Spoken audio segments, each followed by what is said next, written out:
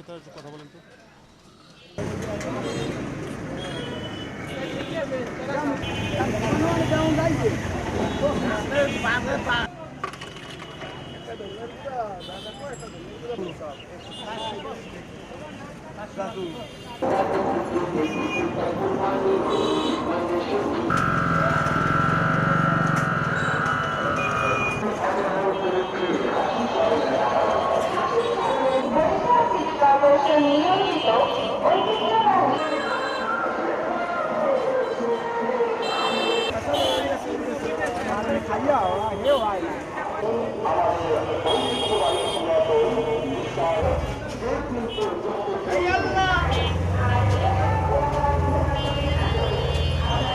এলাচের দামটা একটু বেড়েছে, জিরা প্রথম দিকে বেশি ছিল, তারপর কমেছে, একটু বেড়েছে এখন।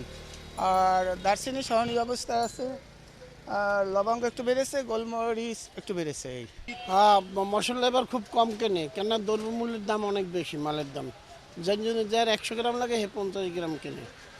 কিনবো গরম মশলা, ছাল কিনবো, তারপরে পেঁয়াজ, রসুন এগুলো কিনবো। মশলা তো সব হাই দাম, যেমন আগে যা ছিল তার একটা ডবল, গতবার যেটা কিনছে ডবল কিনছে।